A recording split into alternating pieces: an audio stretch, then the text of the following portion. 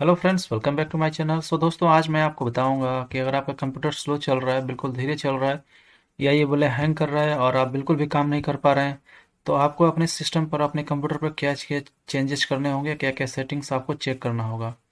और उसके अलावा और भी मैं आपको कुछ टिप्स बताऊंगा जिसको आपको फॉलो करना होगा। तो चलिए मैं एक एक करके आपको दिखाता हूँ कि आप अपने कंप्यूटर पर सबसे पहले आप क्या चेक कीजिए। सबसे पहले आपको अपने कंप्यूटर पर टास्क बार पर राइट क्लिक करना है। इस एरिया को टास्क बार बोलते हैं।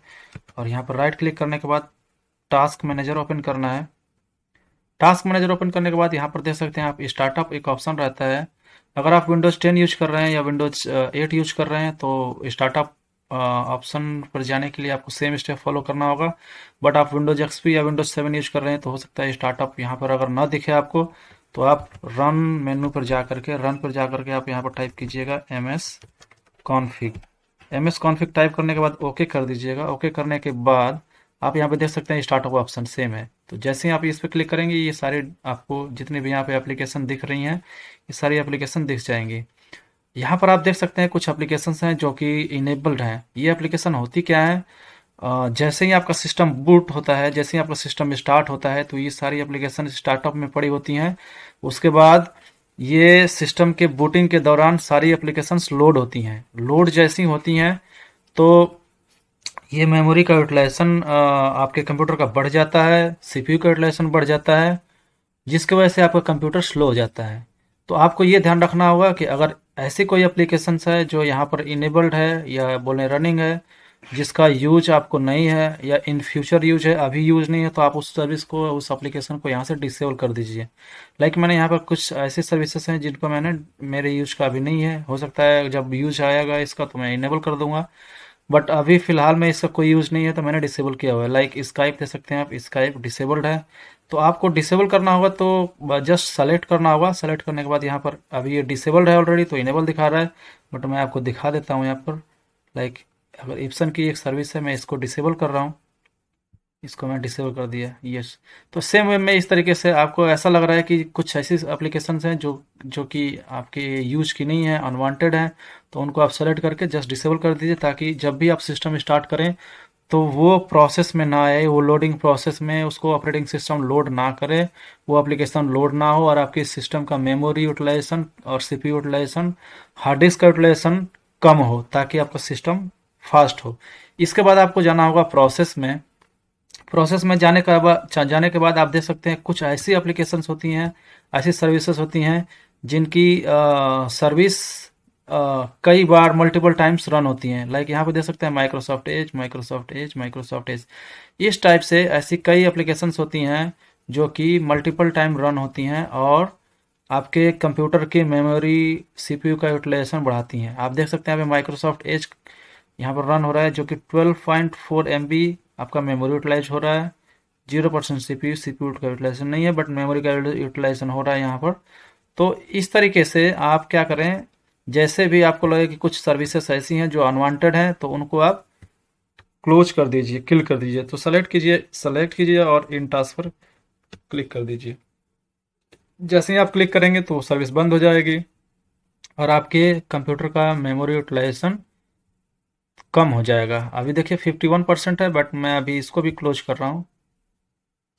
तो देखते हैं, कुछ मेमोरी यूटिलाइजेशन कम होना चाहिए। देखिए 50% हो गया, 1% कम हो गया। तो ये वेरी करते रहता है, बट ऐसी सर्विसेज जो कि मल्टीपल टाइम्स रन कर रही हैं, उनको आप क्लोज कर दीजिए। यहाँ पर 6.9 MB ले रहा है ये, इसको भी आप क्लोज कर दीजिए। इस टाइप की, ये तो ब्राउज़र है माइक्रोसॉफ्ट एज, बट इस टाइप की कई सर्विसेज हैं जो कि यहाँ पे मल्टीपल टाइम्स रन होती हैं, तो उसको आप क्लोज कर दीजिए। देखिए 50% मेमोरी हो गया है। चलिए, अब इसके बाद आपको क्या चेक करना होगा, मैं इसको क्लोज कर रहा हूँ। इसके बाद आपको चेक करना होगा, कभी कभी आपका कंप्यूटर, आपको पता नहीं होता है, बैकग्राउंड में उसका अपडेट चल रहा होता है, जिसकी वजह से भी कंप्यूटर आपका स्लो हो जाता है। तो उसको चेक करने के लिए आपको क्या करना होगा, सबसे पहले ये चेक करना होगा कि services.msc में जा करके कि उसकी सर्विस चल रही है कि नहीं, विंडो अपडेट की। तो यहाँ पर आपको विंडो अपडेट की सर्विस चेक करनी है। और अगर आपका कंप्यूटर बहुत स्लो है तो आप विंडो अपडेट की सर्विस अगर रनिंग है तो उसको डिसेबल कर दीजिए। यहाँ पर देख सकते हैं ऑलरेडी ये स्टार्ट नहीं है, रनिंग नहीं है। स्टार्ट के लिए प्रॉम्प्ट कर रहा है, दैट मीन्स कि ये सर्विस स्टॉप्ड है, रनिंग नहीं है। लेकिन अगर रनिंग है और आपका कंप्यूटर स्लो चल रहा है तो इस सर्विस को डिसेबल कर दीजिए, स्टार्ट ना रहे। इसको स्टॉप करके और टास्क पर जाइए। अभी यहाँ पे ये ऑलरेडी स्टॉप्ड है तो यहाँ पे स्टार्ट दिखा रहा है, अगर स्टार्ट रहेगी तो स्टॉप हाईलाइट रहेगा, तो स्टॉप कर दीजिए।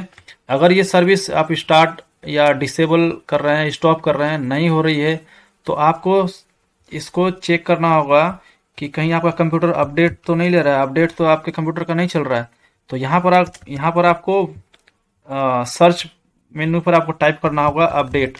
अगर विंडोज 10 आपका कंप्यूटर है तो यहाँ पर सर्च मेन्यू पर आप टाइप करेंगे अपडेट, और यहाँ पर चेक फॉर अपडेट्स ऑप्शन आ जाएगा। अगर विंडोज 7 है, विंडोज एक्सपी है, तो आपको कंट्रोल पैनल में जाना होगा। कंट्रोल पैनल में जाने के बाद आप वहाँ पे एक ऑप्शन रहेगा विंडोज अपडेट, उसके बाद सेम प्रोसेस मिलेगा आपको, सेम विंडो मिलेगी। तो इसको आपको ओपन करना है। ओपन करने के बाद यहाँ पे देख सकते हैं मैंने अपडेट्स को पॉज किया हुआ है अभी फॉर 7 डेज। तो आपके केस में हो सकता है कि यहाँ पर कई सारे विंडोज़ के अपडेट्स इंस्टॉल हो रहे हैं और डाउनलोड हो रहे हैं। तो इससे भी क्या होता है कि अगर अपडेट इंस्टॉल हो रहा होगा या डाउनलोड हो रहा होगा तो बिल्कुल आपका सिस्टम स्लो हो जाता है, बिल्कुल आपका सिस्टम चौक हो जाता है।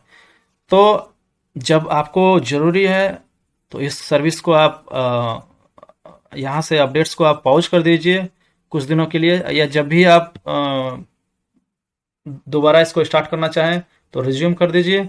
लेकिन हाँ, जब आप काम कर रहे हैं, आपका काम हैम्पर हो रहा है, कंप्यूटर आपका बिल्कुल स्लो चल रहा है, तो इसको अगर यहाँ पर अब अपडेट इंस्टॉल हो रहा है या विंडोज़ अपडेट डाउनलोड हो रहे हैं तो उसको आप पॉज कर सकते हैं।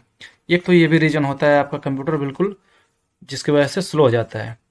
तो यहाँ पर आपको क्लियर होगा वो क्या करना है। अगर अपडेट चल रहा है तो जस्ट उसको पॉज करना है, और जब भी आप अपना काम निपटा लें, आप अपना काम जब भी आप फ्री कंप्लीट कर लें, उसके बाद इसको फ्री टाइम में इसको रिज्यूम कर दीजिए और कंप्यूटर अपना अपडेट कर दीजिए।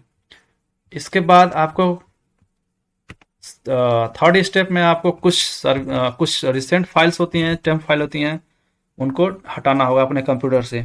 तो यहाँ पर रिसेंट टाइप करना होगा रन मेनू पर जा करके, और रिसेंट टाइप करके ओके करना होगा।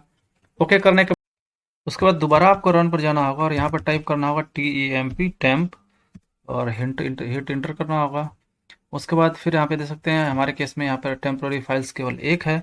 शिफ्ट बटन आपको प्रेस करना है और डिलीट करना है। शिफ्ट डिलीट इसलिए कि जो भी फाइल्स डिलीट करें आपका रिसाइकल बिन में मूव ना हो, रिसाइकल बिन में ना जाए, वो सिस्टम से क्लियर हो जाए।